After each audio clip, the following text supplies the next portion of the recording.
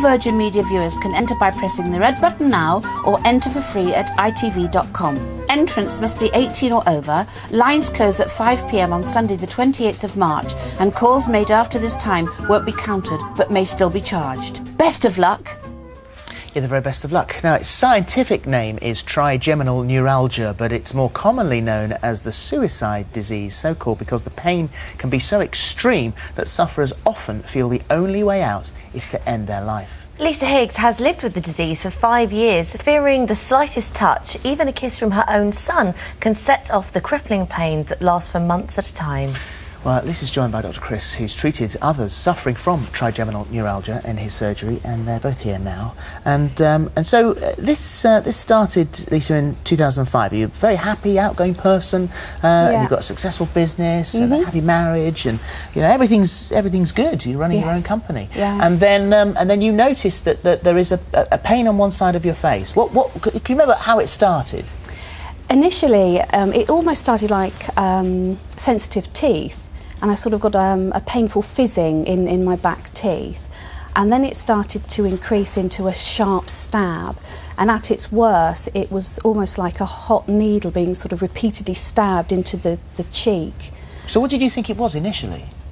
I didn't have a clue. I'd had no idea. So Did you think it might be tooth pain? I mean, I thought it was my teeth because it was hurting in my teeth. Oh, there are lots of people who go on to have very expensive dental work. There is. Trying to sort it out when in fact it's got nothing to do with your teeth. Nothing at all. No. So did you find that there was in those early stages there was a trigger that was setting it off? Yeah, I think you start to learn the triggers quite early on, and initially brushing my teeth, which was something obviously you do all the time. Anything that was too hot or too cold to eat and drink would set it off. Talking, washing my face, putting makeup on, my hair, brushing everyday against life my things cheek. that it's a necessity to get Absolutely. through the day. Even just going outside in a breeze would start. You were very lucky because you had a doctor who understood it when you went to see your doctor. It drove you to him in the end. And then through the process of specialists. Yeah. And when you were told what it was, you Googled it. I did. And then you found out what other people had called it. Yeah, there was. I popped it in Google as soon as I got home, and I was really lucky because early diagnosis is key. And I was lucky enough to have a fantastic GP who said straight away, I think it's TM. So I Googled it at home, and the first link that came up said trigeminal neuralgia, the suicide disease, and it was talking about obviously the excruciating pain. It's supposed to be the worst pain known to man, and that people did kill themselves just for respite because they just had enough of the pain. So, well, how did you feel reading that, knowing that this is what maybe you might have? It sounds like you, all the symptoms are the same as you, and yet here's people calling it suicide disease, and people have, taken their own lives because the pain is that bad.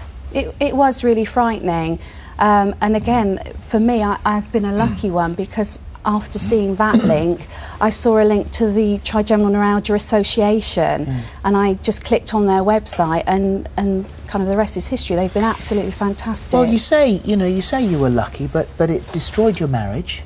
It didn't help. It was a sort of contributing factor, and you changed your personality. You were a different person. Yes, I did. So at its worst, how often and what would it feel like? At its worst, I was probably getting an attack every couple of minutes, maybe even every minute. And one attack would last maybe, 40, 60, 70 seconds. But in that one attack, I was getting 50 to maybe 100 stabs of pain, all one after the other. And you said the pain feels almost like electricity. It's a sharp shock. I mean, lots of people describe it in different ways. A friend of mine, Kirsty, who has it, describes it as excruciatingly painful brain freeze after you've eaten something really cold, where you get that awful pain that you can't move. Again, I feel that it's like somebody stabbing you in the face with something very, very hot and sharp. But eventually we said in the introduction that you couldn't have your child kiss you, and making that sort of shape to kiss you the had kids. to keep your hair off your face in case it touched your face. Yeah, I couldn't put makeup on. And you couldn't talk. no. And I guess also the problem is it's not only when the attacks happen, like you said, it's sort of 2 or 3 minutes at a time, but it's living with the fear that that might happen. It is. Which, you know, knowing the triggers, there's some things you still have to do. I still had to brush my teeth. I still had to try and communicate and eat or drink. And you know, you still do it, even though you know you're going to get that pain. I describe it sometimes as even though you know if you put your fingers in an electric socket you'll get a shock. Or yes. Living with TN is like keeping your fingers in there even though you know you're always going to get that shock. But also, when you know something's about to hurt you, there that sort of grimace of you know this is going to hurt. Yes. I mean, to live your whole life like that, thinking at any second I'm going to get a searing pain in my face. So we obviously you can understand why people are driven absolutely out of their minds and eventually have to take their own lives because they can't stand it any longer. No. But you contacted a professor and you were referred for this surgery. Yes. And what is the surgery? Pioneering surgery. It's called an MVD, microvascular decompression. When I was diagnosed, I had an MRI and they noticed that a loop of blood vessel had moved and set itself on the nerve, the trigeminal nerve. And the operation was just to slip that back out the way by using a little piece of Teflon, I think, just to sort of cushion it between the nerve, because every time that vessel pulsed or moved, that's when I would start getting the attacks and it starts to damage the nerve. So you had this surgery, you had that in August 09, and I mean it's a long recovery period from this, isn't it? I mean it's not something to be taken lightly. It's not a quick fix at all. And it was you were clear but still sort of in recovery for about 4 months, and then in October some of the pains came back again. Yeah, I was on about 3,600 milligrams of oscarbazepine that I was prescribed originally, and after the operation I was told to reduce that every 2 weeks down by 300 milligrams. So I'd got down to about 1,000 milligrams and the pain started to come back. So I just stopped reducing the drugs and they settled back down, and I understand that is a factor with the surgery. They sort of have, you know, little settling down Well, they pains. didn't even mention the drugs because, of course, the drugs in themselves were debilitating. I mean, the drugs were just as bad as the condition sometimes because of the side effects. Zonked you out. Yeah. Where is it, Chris? What is it? What is it? Where is it? Well, the trigeminal, it's a nerve that supplies the facial area. It's got 3 branches, one that goes top of the head down to your tip of your nose, another branch that looks after the cheeks and inside the mouth, and a lower one, the chin and the lower teeth and jaws. There's a picture of it. Have we got one? Yeah, there you go. Oh yeah, right, yeah. And the surgery that Lisa's mentioned, decompression, that they're taking the pressure off the nerve from the blood vessels that have been pressing on it. And it's interesting. I mean, I've got just a quote here from one of the medical journals.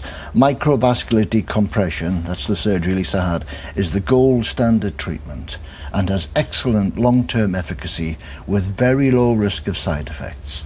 So, you know, if people out there have got this condition, they may not have heard of this type of operation. Yeah. It's worth talking to a neurologist or obviously a neurosurgeon. So you just don't have to live with it. I mean, can anybody qualify for it? Well, I mean, every patient is different. You always evaluate the patient. You see, many of these patients will have been on the drugs. The most popular or common drug is called carbamazepine. About 60% of sufferers are on that, and it works quite well for them. But the side effects, you know, I listed them here: drowsy, dizzy, headaches, weight gain, visual disturbance, nausea, skin reactions, no way and to live serious your life, kidney and liver problems. No. You've come across this before in your surgery, haven't you? Yeah, I've had 2 patients commit suicide, one with trigeminal neuralgia and another one with a condition called post-herpetic neuralgia. That's neuralgia after shingles in the face, and it's the sharp stabbing pain.